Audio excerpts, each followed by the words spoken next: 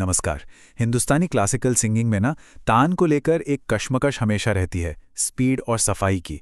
अक्सर होता क्या है कि स्पीड बढ़ाने के चक्कर में हर सुर की जो चमक है वो कहीं खो जाती है। तो आज हम इसी चुनौती को पार करने का एक पक्का रास्ता समझेंगे, बिल्कुल जीरो से।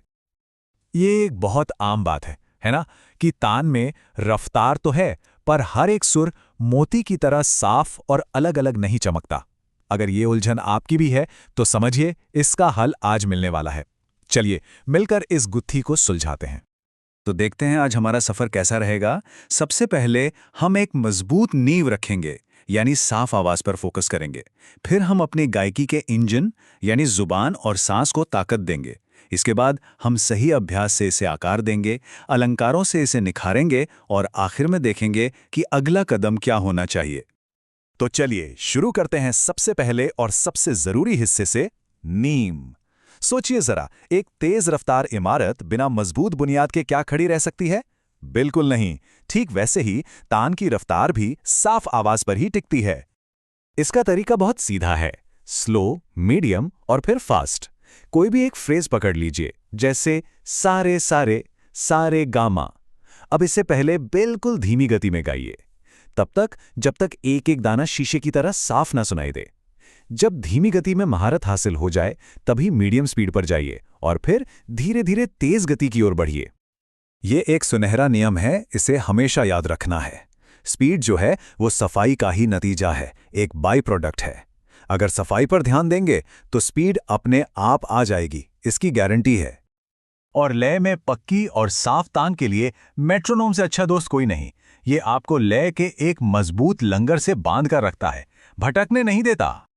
तो शुरुआत कहां से करें? अपने मेट्रोनोम को 60 से 70 बीट्स प्रति मिनट यानी बीपीएम पर सेट कीजिए। सफाई के साथ रियाज शुरू करने के लिए ये एक बिल्कुल परफेक्ट स्पीड है। और स्पीड कैसे बढ़ानी है? बहुत धीरे धीरे। हर 3 से 5 मिनट के अभ्यास के बाद स्पीड को सिर्फ 5 बीपीएम से बढ़ाइए। इस तरह से जब गति बढ़ेगी तो हर लेवल पर आपकी सफाई बनी रहेगी। चलिए, नींव तो मजबूत हो गई, अब बारी है उस इंजन को पावर देने की जो तान को रफ्तार देगा, हमारी जुबान और हमारी सांस। सही में यही वो असली मशीनरी है जो साफ और तेज सुर पैदा करती है।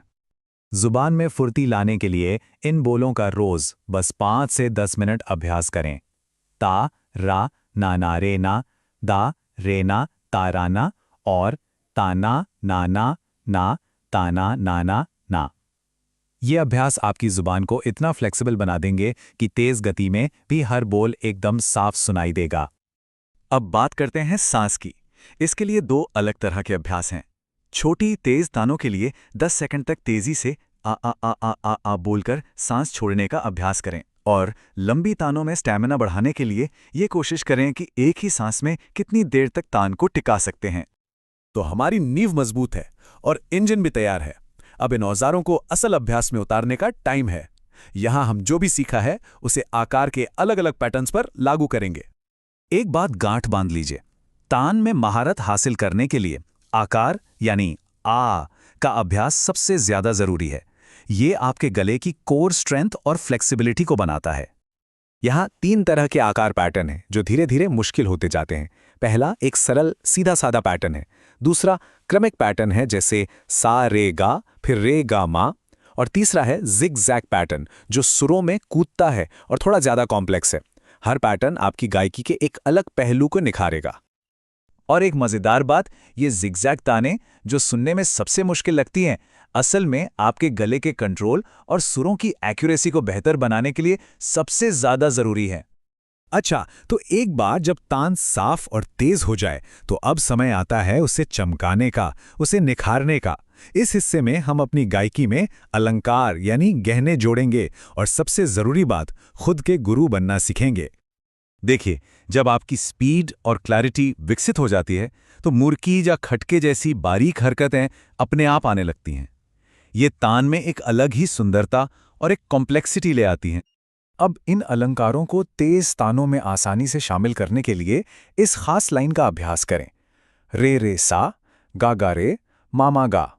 इससे स्पीड के साथ साथ आपकी सजावट भी बेहतर होती जाएगी।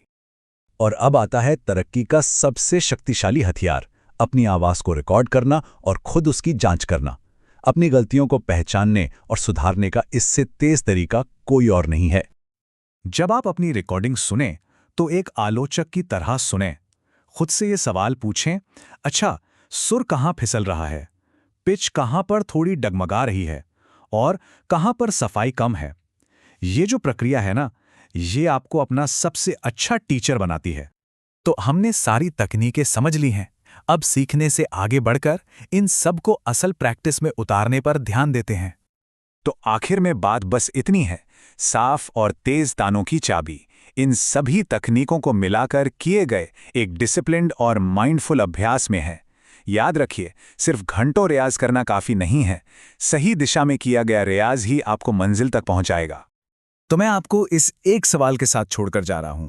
आज इन सारी तकनीकों का अभ्यास किस राग में करने वाले हैं, सोचिए और अपनी प्रैक्टिस को आज से ही एक नई, सही दिशा दीजिए।